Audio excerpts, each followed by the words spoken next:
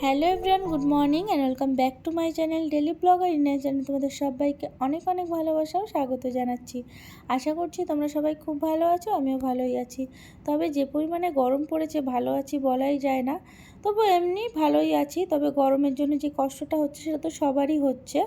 তবে ঠাকুরের কাছে বলি, যারা বাইরে এরকম রোদ্দুরে কাজ করে, যারা শ্রমিক, তাদের যেন ভগবান একটু স্বস্তি দেয়। কারণ এই গরমে ঘরে থেকে আমরা নাজেহাল হয়ে যাচ্ছি। আর যারা বাইরে কাজ করছে, যাদের বাইরে বেরোতে হচ্ছে, তাদের কতটা কষ্ট হচ্ছে সত্যি ভাবলেও কীরকম লাগে। কি পরিমাণে যে গরম শুরু হয়েছে বলার মতো না। তো সকালবেলা ঘুমের থেকে উঠে ইদানিং যা করছি, আগে কি করতাম, ওই সমস্ত কাজকর্ম কমপ্লিট করে তারপরে স্নান দান করতাম। আর এখন এত পরিমাণে গরম শুরু হয়েছে, আর তার থেকে বড় কথা হলো ট্যাঙ্কির জল প্রচণ্ড পরিমাণে গরম হয়ে যায়। এত গরম মনে হচ্ছে যেন ফুটন্ত জল পড়ে। তো সেই কারণে কি হচ্ছে, এই কটা দিন ধরে রিসেন্ট গরমটা যবের থেকে এরকম বেড়েছে, তো তবের থেকেই সকালবেলা করে না ওই ঘুমের থেকে উঠে ফ্রেশ হয়ে জাস্ট ঘরটা একটু ঝাড় দিয়ে নিচ্ছি, দেন স্নান করে নিচ্ছি। আর মাম্মাকেও সেরকমভাবে ওকে সকালবেলা উঠিয়ে স্নান করা বলতে, ওকে প্রায় স্নান করার মতোই গা হাত পা ধুয়ে দিচ্ছি, তবে মাথায় জলটা দিই না। কারণ ওই সকালের দিকে যেহেতু ও স্নানের টাইম তো ওই 11টা সাড়ে 11টার দিকে। এবার যদি কোনো সময় দেরি করে ওঠে তাহলে পুরো প্রপারলি স্নান করিয়ে দিই, আর না হলে ওই গা হাত পা ধুয়ে দিই, এই আর কি। তো সকালবেলা আমিও স্নান করে নিয়েছি আজকে, আর মাম্মাকেও সকালবেলা আমি স্নান করিয়ে দিয়েছি। তো ও উঠেছিল তখন ওই 9:30 10টা মতো বেজে গেছে। তো এত পরিমাণে ঘেমে গিয়েছিল কি বলবো, এসি তো চলে, তবে ওই ভোর রাতের দিকে এসিটা একটু বন্ধ করা হয়েছিল, তারপরে আর এসি চালানো হয়নি। মাম্মা গেছে প্রচণ্ড ঘেমে, আর বন্ধ করারও কারণ আছে, ওর যেহেতু ঠান্ডা লেগেছে। আর এইভাবে এসি চললেও না দেখি কাশছে খুব পরিমাণে, আর না চালিয়েও থাকতে পারছি না। তো সেই কারণে বাধ্য হয়ে চালাতেও হচ্ছে, আবার মাঝে মাঝে বন্ধ করতে হচ্ছে। যখন বন্ধ করা হচ্ছে তখন যাচ্ছে ঘেমে। কী যে করবো দিশা হারা হয়ে যাচ্ছি। ওদিকে তোমাদের দাদাভাইয়েরও ঠান্ডা লেগে গেছে এরকম করে করে। একবার গরম একবার ঠান্ডা, এই কি বলবো। তো প্রত্যেকটা মানুষই আমাদের বাড়িতে শরীর খারাপে ভুগছে। ওই ঠান্ডা গরমে যেই ঠান্ডাটা লেগে গেছে এই আর কি, সর্দি কাশি এতেই ভুগছে। তো সকালবেলা উঠে ওকে ওই জন্য গা হাত পা দেখলাম একদম আঠা আঠা মতো হয়ে গেছে। তো ওকে স্নান দান করিয়ে দিলাম, আর আমিও করে নিয়েছি। তারপরে ও ঘুমের থেকে ওঠার আগে না আমি একটু রান্নাবান্নাটাকে সেরে নিয়েছিলাম, স্নান করে রান্নাবান্নাটা করে নিয়েছিলাম। যেহেতু বেলা বাড়লে না আর রান্নাঘরে ঢুকতে ইচ্ছে করে না, মনে হয় যেন পুরো আগুনের উপর দাঁড়িয়ে আছে এরকম একটা, এত গরম রান্নাঘরটা মনে হচ্ছে সব থেকে বেশি গরম। তো সকালবেলায় সেই কারণে ওই হালকা পাতলা কিছু একটা রান্না করে নিয়েছি।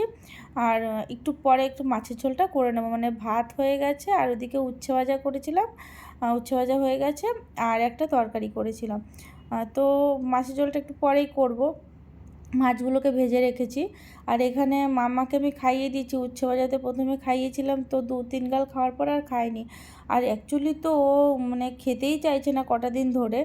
আর এখানে আমি ওই ছাতু গুলিয়ে নিচ্ছি। আমি একটু সকালবেলা ছাতু খেয়ে নেবো, ভাতটা আর খাবো না এখন। ভাল লাগছে না গরমে, না ইচ্ছা করে না কিচ্ছু খেতে, জানো না একদম। তো সেই কারণে ওই ছাতু গুলিয়ে নিলাম, একটু ছাতু খাচ্ছি। আর মাম্মাকে তো স্নান দান করিয়ে দিচ্ছি, মোটামুটি সমস্ত কাজই কমপ্লিট। শুধু একটু ঘরটাকে মুছতে বাকি আছে, ঘরটা মুছে আর একবার একটু স্নান করে নেব। স্নান করে পুজোটা দিয়ে দেবো, তার আগে মাছের ঝোলটাকে করে নেব। আর এখন কি করছি, ওই মাম্মাকে একটু দই খাওয়াচ্ছি, কারণ এত গরম পড়েছে না। বাচ্চা বলো বড় বলো সবারই উচিত এখন টক দইটা টক দই খাওয়া। তো সেই কারণে আমি একটু তোমার দাদাভাই কালকে নিয়ে এসেছিলো, সেই ছিল ফ্রিজে। এখন প্রায় দিনই নিয়ে আসে টক দই, তো সেটাই খাচ্ছি আর মাম্মাকেও খাওয়াচ্ছি। মাঝে আগে সেরকম একটা মাম্মা দই খেত না, তো এখন দেখি বেশ খায়, তো ভালোই হয়েছে, টক দইটা তো খাওয়া ভালো। তো কি বলবো, এই কটা দিন সপ্তাহখানিক ধরে মাম্মা এত ভুগেছে, খাওয়া দাওয়া তো পুরো প্রপারলি ছেড়ে দিয়েছিল বলতে হবে। একটু কিছু খেত না, যদি মুখে দিতামও না ওক ঠেলে ফেলে দিত। তো এই 2 দিন হলো একটু ঠিকঠাক ওই খাচ্ছে, প্রপার যে খাচ্ছে সেটা না, খাচ্ছে। তো তাই যে আমার যা চিন্তা হচ্ছিল না কি বলবো, আমি ওকে দেখে না আমার ওর বাবাও বলছে তাই, যে কি হয়ে গেছে মাম্মা, রোগা হয়ে যাচ্ছে, একদমই খাচ্ছে না, চোখ মুখ একটুখানি হয়ে গেছে। তো চিন্তা কি বলবো, ওকে মানে ও খাচ্ছে না, আমাদের মানে টেনশনে ঘুম হচ্ছে না। স্বাভাবিক না, বাচ্চা যদি এরকম মানে কষ্ট পায় তো মা বাবার তো কষ্টই হয়। তো এইখানে এই প্রসঙ্গে একটা কথা বলি তোমাদের, মানে এই রিসেন্ট ঘটনা হয়তো সোশ্যাল মিডিয়ায় দেখছিলাম যে একটা মানে 16 মাসের বেবি হবে, হয়তো 16 মাসের বেবি হবে হয়তো। তো এখানে দেখো এই যে মানে আমার ডালটা আর মাছের ঝোলটাও রান্না হয়ে গেছে, সেটাই তোমাদের দেখিয়ে দিলাম। আর এখানে এখন খাওয়া দাওয়া করে নেব। আর ওই যে মাম্মা এখানে বসে টিভি দেখছে। তো যেটা তোমাদের বলছিলাম যে 16 মাসের একটা বেবি, তাকে নাকি তার মা ঘরে বন্ধ করে রেখে ঘুরতে গেছে। মানে তোমরা ভাবতে পারছো যে এটা কীরকম মানসিকতা, কীরকম এসে মানে ভাবা যায় বলো তো। তো মানে 11টা দিন বাচ্চাটা ঘরে পুরো বন্দি, না খাওয়া না দাওয়া না স্নান করা না, মানে ওগুলো তো পরের কথা, মানে বাচ্চাটা জাস্ট খেতেও পায়নি, মানে আমাদের মাম্মার থেকেও ছোট আমার মাম্মা। মানে আমি যখনই জিনিসটা মানে দেখেছি না, মানে আমি কি বলবো, আমার গা হাত পা ঠান্ডা হয়ে যাচ্ছে যে কীরকম মা কী করে পারে যে 16 মাসের একটা বাচ্চা, ছোট্ট ছোট্ট বাচ্চা, ও কিছু করার ক্ষমতা নেই, ও হাতে ধরে কিছু খেতেও পারবে না। এরকমভাবে যেমন মানে তোমাদের বলছি না, আমার কান্না পাচ্ছে রীতিমতো, মানে এরকম মানে বলছে যে মানে শুনছি যখন যে বাচ্চাটা নিজের মানে মলমূত্র পর্যন্ত খেয়ে ও বাঁচার চেষ্টা করছে, মানে মানে আমি বলতে পারছি না তোমাদের, আমার মানে বুকটা ফেটে যাচ্ছে, মানে আমি তো একটা বাচ্চার মা, আমি সহ্য করতে পারছি না এটা। তো সেটাই বলছি যে এটা কীরকম মা, এদের কেন দেয় সন্তান, এদের সন্তান কেন দেয়, ঠাকুর কেন দেয়? যাদের যাদের দরকার, যারা একটা বাচ্চার জন্য মানে ভগবানের পায়ে মাথা খুঁটে মরছে, তাদের কেন ভগবান একটা বাচ্চা দিচ্ছে না? তারা তো কোনো মানে পরম যত্নে রাখবে বাচ্চাদের, আর এদের কেন দেয়, এদের কেন দেয়? এরকম ঘটনা আরও অনেক শুনেছি, একটা বাচ্চাকে তার মা মেরেই ফেলেছে নিজের হাতে। তো এখানে আমি না এই বাচ্চাটার ঘটনাটা মানে মনে হচ্ছে সব থেকে নির্মম, যে 16 মাসের একটা বাচ্চা, কতটুকু বাচ্চা, কিচ্ছু বলতে পারে না, কিছু করতে পারে না, কতটুকু বাচ্চা, কি বলবো, মানে আমার কি বলার ভাষা নেই। আমার মেয়েটা কটা দিন ধরে খাচ্ছে না, তাই আমি পাগল হয়ে যাচ্ছি। তাও ব্রেস্ট ফিডিং করছে, টুকটাক কিছু না কিছু তো খাওয়াচ্ছি, বিস্কুট হোক যা মানে মুড়ি হোক যাই হোক কিছু না কিছু খাচ্ছে, ভাতটা হয়তো খাচ্ছে না। তাই আমার চিন্তায় আমার সারাদিন সারা রাতের ঘুম হচ্ছে না যে মেয়েটা খাচ্ছে না। আর এই মা কীরকম মা, কী মানে কী করে আনন্দে ছিল যে বাচ্চাটা আমার বাড়িতে রয়েছে, বাচ্চাটা কি করছে। আমার কথাটা তো নিয়ে গেলে কী এত কষ্ট হতো, কী এমন হতো, একটা ছোটো বাচ্চা তো তাহলে পৃথিবীতে এনেছিসই বা কেন, তাই না?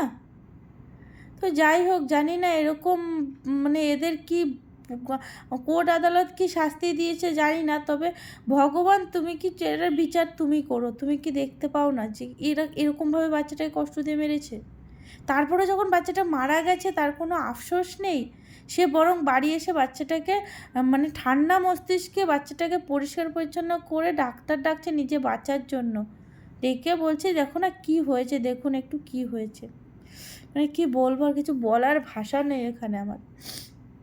তো যাই হোক, দেখো এখানে এই যে তোমাদের দাদাভাইয়ের জন্য একটু পাস্তা করেছি, ও খাবে, জিম থেকে এসেছে, খিদে পেয়েছে।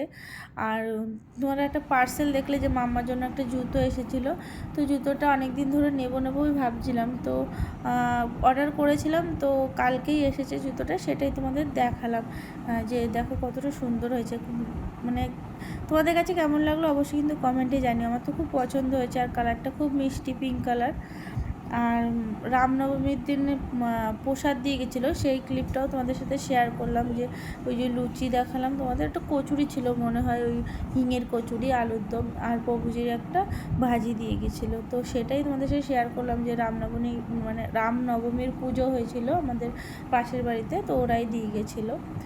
তো এখানে মাম্মাকে এখন আমি ঘুম পাড়াচ্ছি, আর মাঝে আমি একবার গা ধুয়ে নিয়েছিলাম, স্নান ধান করে নিয়েছিলাম, তো এখন রাত্রের ওই 10টা মতো বাজে, তো মাম্মাকে এখন ঘুম পাড়াচ্ছি আমি। তো মাম্মাকে ঘুম পাড়িয়ে আমরা খাওয়া দাওয়া করে নেব, তারপরে আমরাও শুয়ে পড়বো। আর মাম্মাকেও আমি কিন্তু স্নান করিয়ে দিয়েছিলাম বিকেলের দিকে, মানে গা ধুয়ে দিয়েছিলাম, যেহেতু অনেক সকালে স্নান করেছে। তো এখন মোটামুটি মাম্মা একটু ভালো আছে। তোমাদের আশীর্বাদ ভালোবাসায় যাই বলো, মাম্মা এখন একটু ভালো আছে। তো ওকে আমি ঘুম পাড়াচ্ছিলাম আর ওকে মানে দেখছিলাম, আর মানে ওই 16 মাসের বাচ্চাটার কথা মনে পড়ছিলো, মানে কি বলবো তোমাদের। তো যাই হোক, চলো ভিডিওটা আজকে কিন্তু এখানেই শেষ করলাম। ভিডিওটা ভালো লাগলে অবশ্যই একটা লাইক করে দিও।